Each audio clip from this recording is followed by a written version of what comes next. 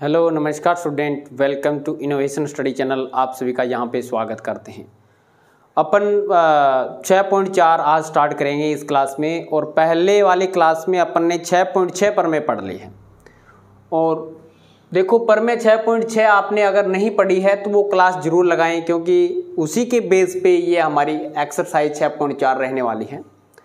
तो आज अपन पहला क्वेश्चन स्टार्ट करते हैं। वो छोटी सी एक क्लास है, एक ही पर में उसमें करवाई गई है, तो जाके पहले वो देख लें ताकि ये अच्छे से समझ में आ जाए, क्योंकि जो अपन ने 6.6 में पढ़ा था वही अपन इस क्वेश्चनों में यूज करने वाले हैं। तो क्वेश्चन नंबर फर्स्ट इस प्रकार से दिया गया है कि आपको दो त्रिभुज ए बी सी और डी ई एफ समरूप दिए गए हैं। समरूप त्रिभुजों में आपको किसी दूसरे त्रिभुज की ईएफ साइड 15.4 सेंटीमीटर दे रखी है। दोनों त्रिभुज समरूप दिए गए हैं। त्रिभुज एबीसी का क्षेत्रफल आपको 64 सेंटीमीटर स्क्वायर दिया गया है। यानी हमेशा क्षेत्रफल होता है वो वर्ग सेंटीमीटर लिखें, सेंटीमीटर स्क्वायर लिखें, वर्ग मीटर लिखें, मीटर स्क्वायर लिखें, इसमें ही होता है। और त्रिभुज डीईएफ का क्षेत्रफल 121 सेंटीमीटर स्क्वायर दिया गया है। ज्ञात करना है बीसी की लंबाई कितनी है जब ये दोनों त्रिभुज समरूप है। तो समरूप त्रिभुजों के क्षेत्रफल में क्या अनुपात होता है वो आपको जानना जरूरी है, जो आपने पर में 6.6 में पढ़ा था। तो लिखेंगे यहां त्रिभुज ए बी सी समरूप है त्रिभुज कौन से के? त्रिभुज डी ई एफ के। डी ई एफ के समरूप है तो त्रिभुज ए बी सी का क्षेत्रफल डिवाइड बाय त्रिभुज पी डी है ना, डी ई एफ का क्षेत्रफल इज इक्वल टू क्या होता है? उसकी संगत भुजाओं के अनुपात के वर्ग के बराबर होता है। तो आपको ये दो ही भुजा दी गई है, इन दोनों भुजाओं में रिलेशन पूछा है। ये तो दी गई है, ये आपसे पूछिए। तो पहले जो लिखा है उसी की भुजा पहले लिखते हैं, बी सी अपॉन में EF अपॉन में EF, और अब इसका क्या दी? स्क्वायर होता है। ये अपन ने पर में 6.6 में लिखोगे, पर में 6.6 में से, पर में 6.6 से बात आएगी। तो इसका हमें क्षेत्रफल दिया गया, ABC का क्षेत्रफल कितना है? 64, तो 64 रख दिया। नीचे DEF का कितना दिया गया? 121 इज इक्वल टू BC का पता नहीं, तो आपने कर दिया BC का स्क्वायर। जबकि EF का मान दे रखा है, EF का मान दे रखा है, कितना दे रखा है? 15.4 दे रखा है। तो 15.4 का वर्ग, 15.4 का वर्ग। अब क्रॉस मल्टीप्लाई करा दें, क्रॉस मल्टीप्लाई कराएंगे तो यहां से ये प्राप्त होगा 64 का मल्टीप्लाई इसके साथ में, 121 का मल्टीप्लाई BC के साथ में जाएगा। तो लिखो BC का वर्ग इज इक्वल टू 64 गुणा 15.4 गुणा 15.4 अपॉन में क्या आएगा? 121 BC के गुणा में है, दूसरी साइड जाएगा तो भाग में लग जाएगा 121। ये पॉइंट हटाओगे और ये पॉइंट हटाओगे तो नीचे क्या लग जाएगा? 100 लग जाएगा। दोनों पॉइंटों के एक एक जीरो लगेंगे तो 2 जीरो हो जाएंगे, यानी 100 लग जाएगा। अब इसको काटें कैसे भी करके। इसको 4 से काटते हैं, 4 से कट रहा है क्या? ये 4 से कटेगा तो 4 एकम 4 बच गए, 2 4 6 16 चौके 64 होते हैं, और ये 25 बार कट जाएगा। ये कितना कटेगा? 25 बार कटेगा। इसको अपन अगर 7 से काटने की कोशिश करें तो 7 एकम 7, 7 से तो नहीं कटेगा, लेकिन 11 से कट जाएगा, और ये 11 से कट जाएगा। तो 11 121 होते हैं, और 11 का मल्टीप्लाई करेंगे, 11 एकम 11, और 11 को 14 से मल्टीप्लाई करेंगे तो ये आ जाएगा 154। फिर 11 से दोबारा कट रहा है, 11 एकम 11, और ये कट रहा है 11 से, इसको काटोगे तो 14 बार कटेगा। नीचे आ गया 25, ऊपर ये आ गया। तो देखो BC का रिजल्ट कितना आएगा? BC स्क्वायर हटा दूं मैं तो इस पे क्या लग जाएगा? रूट लग जाएगा। तो 16 को तो मैं लिख सकता हूँ 4 गुणा 4, और 14 का लिख 2 बार 14 दिया गया तो 14 गुणा 14 दिया, और नीचे 25 है, 25 को लिख सकते हैं 5 गुणा 5। अलग अलग करके लिख दे, थोड़ा इजी हो जाए आपके लिए। नीचे दिखाई दे रहा है ना? अब देखो 4 गुणा 4 लिखने का मेरा मकसद यही है कि रूट से बाहर निकालेंगे तो 1 4 तो कैंसिल हो जाएगा, 1 4 बाहर आएगा, यानी 16 का वर्गमूल क्या होता है 4 होता है, इसलिए 1 4 बाहर आ गया। 14 में से 1 14 बाहर आ गया, और 25 में से यानी 5 गुणा 5 में से 1 5 बाहर आ गया। तो रिजल्ट 14 दूनी 28 28 और ये मल्टीप्लाई कर देंगे क्या, हाँ ठीक है, 14 दूनी 28 14 3 42 14 56। तो मैं ऊपर लिख देता हूँ अभी, ये कंडीशन आएगी आपके पास में किसकी, BC की। तो BC का रिजल्ट आएगा 56/5, और ये किस में आएगा, सेंटीमीटर में आएगा।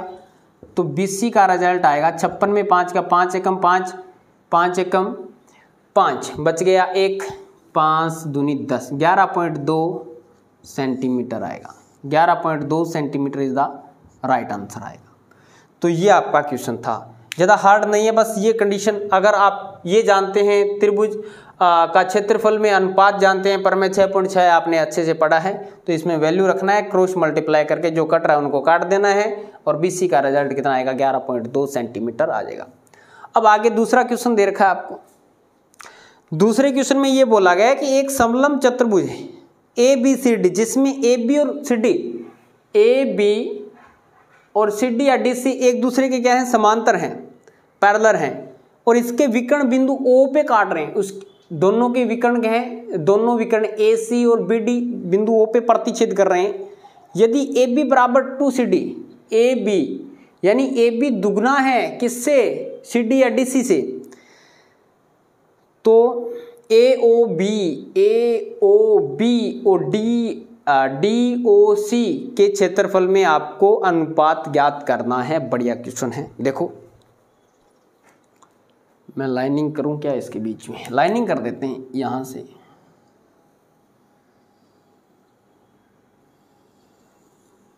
ठीक। ये इधर वाला ये क्वेश्चन है, इस साइड में अपन अलग करेंगे। अब देखो भी, अपन जो दिया गया वो लिख देते हैं। पहले दिया है, क्या दे रखा है, AB पैरेलल है CD की, वह AB into AB is equal to 2CD, ये दिया गया है। ज्ञात क्या करना है, ज्ञात करना है त्रिभुज AOB का क्षेत्रफल अपॉन में त्रिभुज DOC का क्षेत्रफल, यानी एक तो त्रिभुजीय और दूसरा त्रिभुजीय, इन दोनों का क्षेत्रफल का अनुपात हमें बताना है। तो इन दोनों को समरूप कर दें तो देखो क्या होगा, ये एंगल, ये दोनों पैरेलल हैं, तो हम लिखेंगे त्रिभुज AOB व त्रिभुज DOC में दो त्रिभुज लेके चले हैं, ये ज्ञात करना है। चलो उपपत्ति कर देते हैं, यहाँ पे ये ज्ञात करना है, नीचे मैं उपपत्ति लिख देता हूँ या इसका सॉल्यूशन लिख देते हैं, ये की बात है। त्रिभुज AOB व त्रिभुज DOC में एंगल DOC बराबर होगा, या एंगल पहले ये लिखा है तो ये लिख दो, त्रिभुज AOB लिखा है पहले तो लिख दो AOB बराबर होगा एंगल DOC, यानी ये कोण और ये कोण आपस में बराबर होंगे। क्यों होंगे, रीजन पता होना चाहिए। शीर्षा विमुख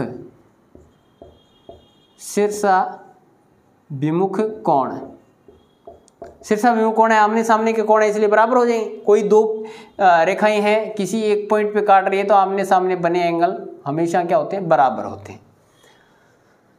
अब लिखोगे एंगल,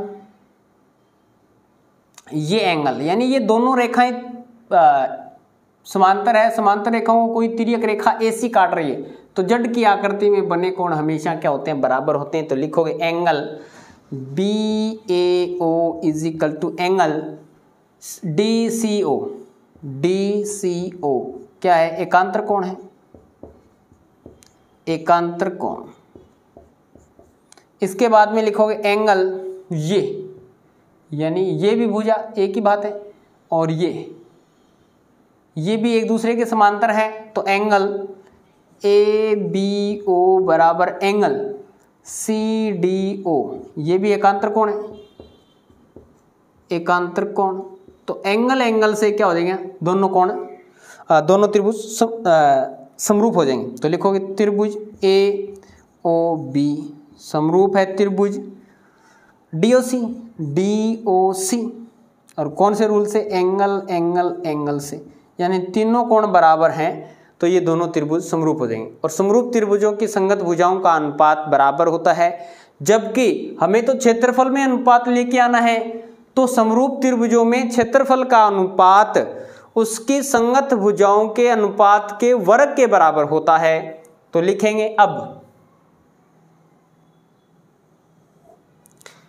यहां पे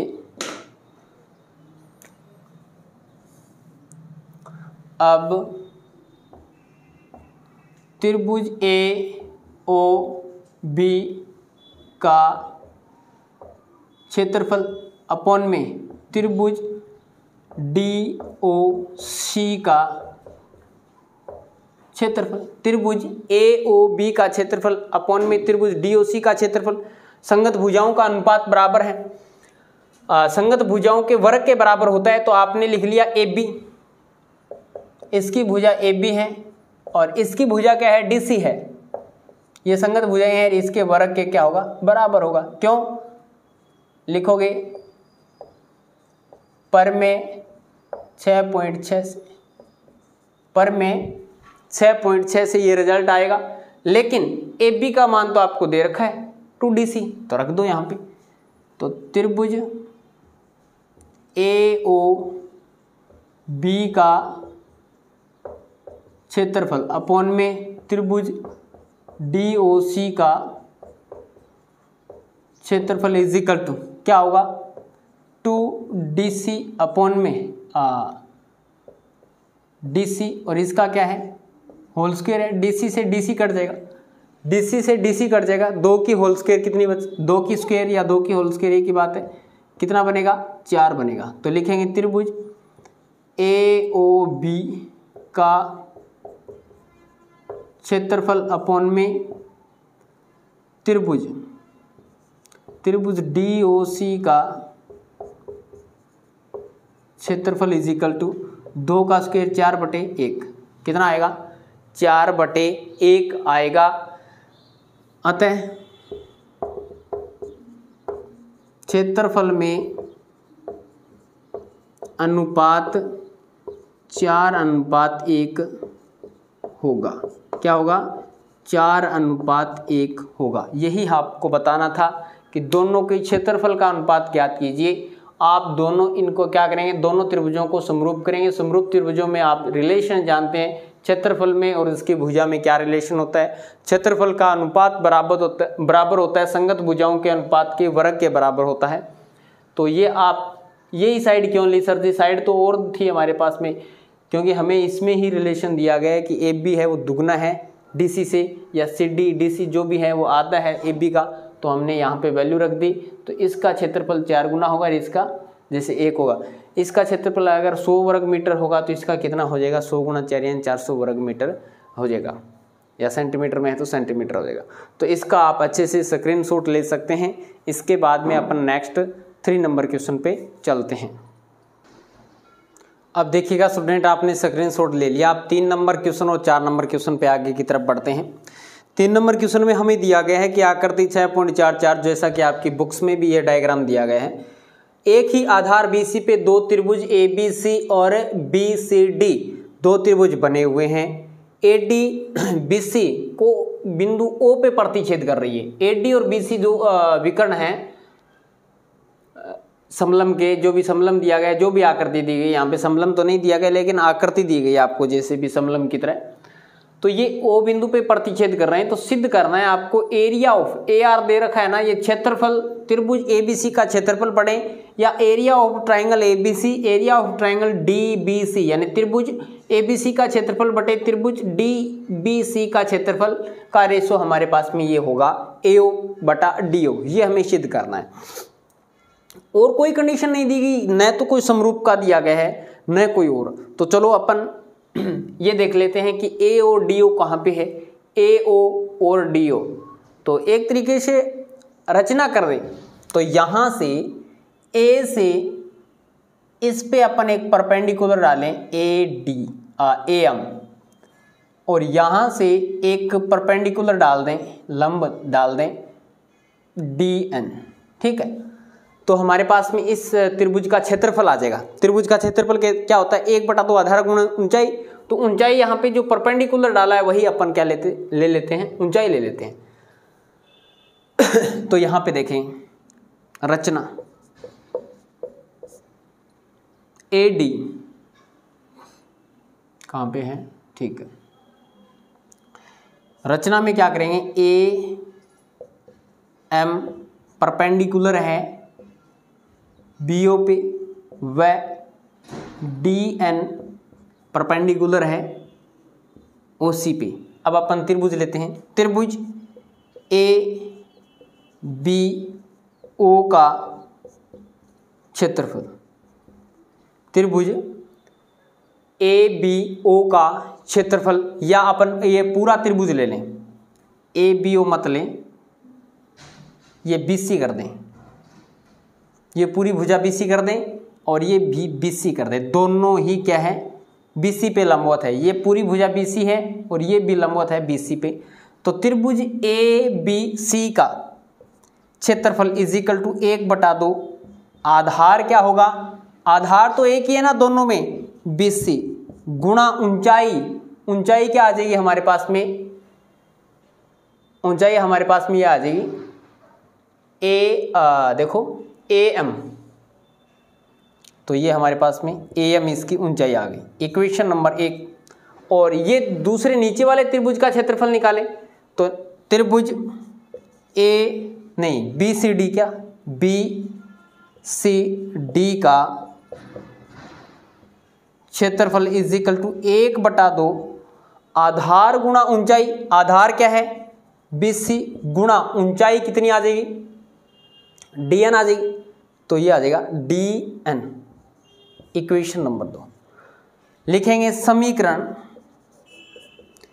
1 में, या 1/2 से, यानी 1 में 2 का भाग देने पे, तो क्या बन जाएगा, त्रिभुज ABC का क्षेत्रफल डिवाइड बाय त्रिभुज BCD या DBC, जो भी आपके यहाँ पे DBC दिया गया या BCDA की बात है, BCD का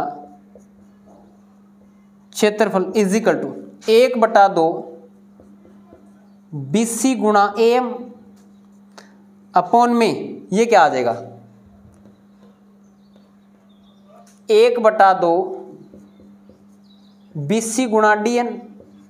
1/2 से 1/2 कट गया, BC से BC कट गया, रिजल्ट कितना आ गया AM बटा DN।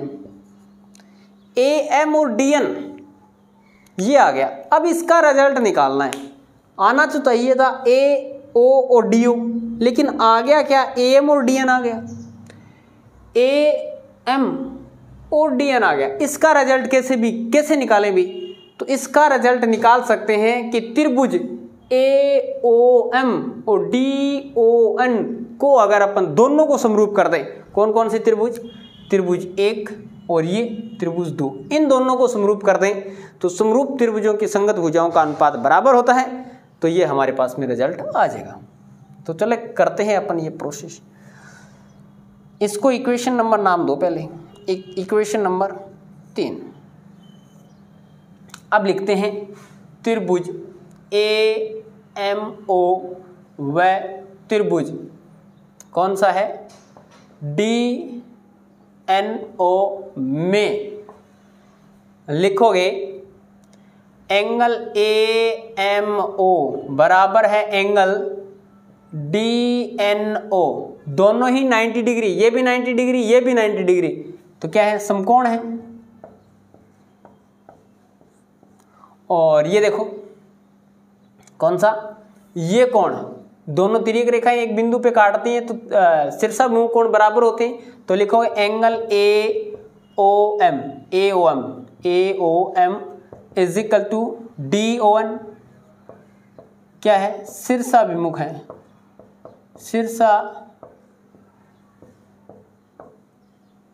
शीर्षाभिमुख कोण है, इसलिए त्रिभुज AMO समरूप होगा, क्या समरूप होगा त्रिभुज DNO, कौन से रूल से, एंगल से। और समरूप त्रिभुजों की संगत भुजाओं का अनुपात बराबर होता है, तो लिखोगे AM बटे DN is equal to MO बटे NO is equal to AO upon में OD, AO अपॉन में OD। हमें चाहिए AM और DN का मान, AM और DN का मान कितना आ गया, AO OD या DO, तो AO और DO या OD एक ही बात है। तो ये इक्वेशन नंबर होगी 4, लिखेंगे समीकरण 4 से मान किस में रखने पे भी, 3 में रखने पर, 3 में रखोगे तो कितना आएगा रिजल्ट, त्रिभुज ABC का क्षेत्रफल डिवाइड बाय त्रिभुज DCB या BCD का क्षेत्रफल। AM और DN का मान कितना आ गया, ये देखो AM और DN का मान चाहिए AO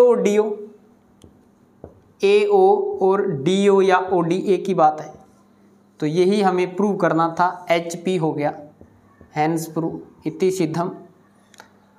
तो ये क्वेश्चन था 3 नंबर, इंपॉर्टेंट क्वेश्चन, बढ़िया क्वेश्चन है, इजी क्वेश्चन है। अब चलते हैं नेक्स्ट, बीच में लाइनिंग कर दें, ये आपका क्वेश्चन हो गया, नीचे देखो। अब क्वेश्चन नंबर आप 4 पढ़ेंगे अच्छे से। तो क्वेश्चन नंबर 4 में हमें दिया गया है कि यदि 2 समरूप त्रिभुजों के क्षेत्रफल बराबर हो तो सिद्ध कीजिए वे त्रिभुज सर्वांगसम होते हैं। 2 समरूप त्रिभुजों के क्षेत्रफल अगर बराबर हो तो हमें सिद्ध करना है कि वे दोनों सर्वांगसम भी हैं। ये कैसे करोगे बताओ, मैं यहां से लिखूं, दिया है त्रिभुज ABC समरूप है त्रिभुज PQR, और ये भी दे रखा है त्रिभुज ABC का क्षेत्रफल बराबर है त्रिभुज PQR का क्षेत्रफल। सिद्ध करना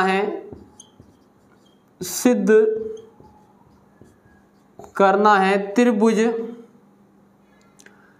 ABC सर्वांगसम है त्रिभुज PQR के, सर्वांगसम है त्रिभुज PQR के, सर्वांगसम ये करना है। उपपत्ति में चलो, उपपत्ति में क्या करेंगे, देखो समरूप त्रिभुज हैं तो समरूप त्रिभुजों में क्या होता है, इनके क्षेत्रफलों में क्या अनुपात होता है। तो हम जानते हैं कि, नहीं जानते तो भी लिख देना, हम जानते हैं कि, लेकिन आप कंटिन्यू क्लास ले रहे हैं तो जानते हैं, ऐसी कोई बात नहीं। तो लिखोगे हम जानते हैं कि त्रिभुज समरूप त्रिभुजों के क्षेत्रफल का अनुपात, हम जानते हैं कि समरूप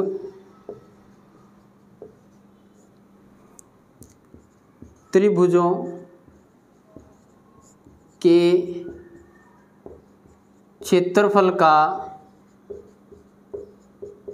अनुपात उसके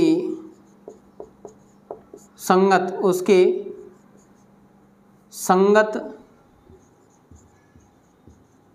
भुजाओं, उसकी संगत भुजाओं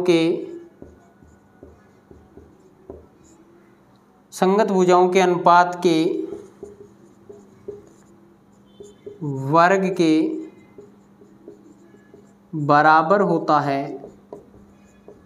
हम जानते हैं कि समरूप त्रिभुजों के क्षेत्रफल का अनुपात उसकी संगत भुजाओं के अनुपात के वर्ग के बराबर होता है। ठीक, अब देखो लिखोगे त्रिभुज ABC का क्षेत्रफल अपॉन में त्रिभुज PQR का क्षेत्रफल is equal to AB upon में PQ का square is equal to AC upon में PR का square is equal to BC upon में QR का स्क्वायर। ये बात होती है। AB अपॉन में PQ का स्क्वायर, AC अपॉन में PR का स्क्वायर, BC अपॉन में QR का स्क्वायर बराबर होता है। जबकि इन दोनों का क्षेत्रफल तो बराबर दिया गया है, तो ये दोनों तो कट जाएंगे, तो इसका तो रिजल्ट एक ही आएगा। ABC का क्षेत्रफल PQR का क्षेत्रफल तो एक ही है, तो दोनों कट के रिजल्ट कितना आएगा? एक आएगा। तो मैं यहाँ न लिख के अब यहाँ पे आ जाता हूँ। इसका रिजल्ट एक ही होगा, तो लिखेंगे AB अपॉन में PQ का स्क्वायर, AB अपॉन में PQ का square is equal to AC upon में PR का square is equal to BC upon में QR का square is equal to ABC का क्षेत्रफल PQR के क्षेत्रफल के बराबर है, PQR का क्षेत्रफल ABC के क्षेत्रफल के बराबर है, तो ये आएगा 1/1, 1/1। अब अपन ये लेके चलते हैं AB अपॉन में PQ, AB अपॉन में PQ का स्क्वायर इज इक्वल टू 1/1। यहाँ से स्क्वायर हटाओगे, इस पे रूट लगेगा तो कोई फर्क नहीं पड़ेगा, एक का रूट तो एक ही होता है। तो ये रिजल्ट आ जाएगा AB is equal to PQ। Cross multiply करेंगे तो AB is equal to PQ व AC अपॉन में PR से, AC अपॉन में PR का स्क्वायर इज इक्वल टू 1/1। तो यहाँ से AC और PR दोनों बराबर हो जाएंगे। क्या हो जाएगा? AC और PR दोनों बराबर हो जाएगा, तो ये भी दो साइड बराबर हो गई। इसी प्रकार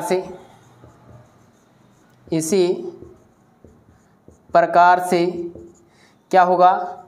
BC अपॉन में QR का स्क्वायर इज इक्वल टू 1/1, तो रिजल्ट आएगा BC is equal to QR, यानी स्क्वायर हटाएंगे, एक पे रूट लगेगा तो कोई फर्क नहीं पड़ेगा, फिर तिरछा गुणा कर देंगे, QR का एक के साथ में, BC का एक के साथ में, ये बराबर है। ठीक है,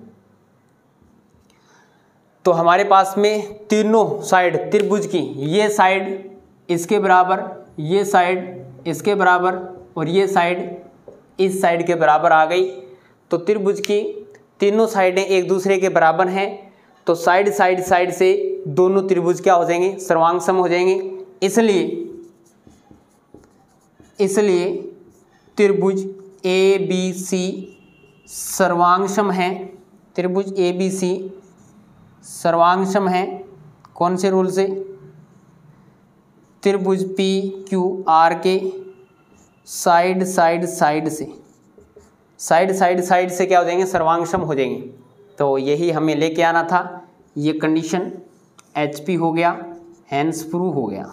इज दैट क्लियर? तो आज की क्लास में अपन ने पहला, दूसरा, तीसरा और चौथा क्वेश्चन कंप्लीट किया है। आप इसका अच्छे से स्क्रीनशॉट ले सकते हैं। इजी क्वेश्चन है, ज़्यादा हार्ड क्वेश्चन नहीं है। अगर आपने थ्योरम अच्छे से पढ़ रखी है, इससे पहले वाली क्लास अगर आपने अच्छे से लगा रखी है, तो शायद मुझे नहीं लगता कि आपको इस क्वेश्चनों को करने में कोई परेशानी उठानी पड़ेगी।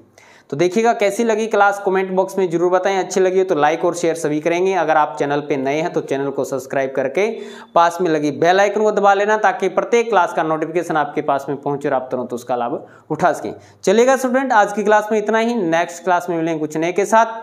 जय हिंद, जय भारत।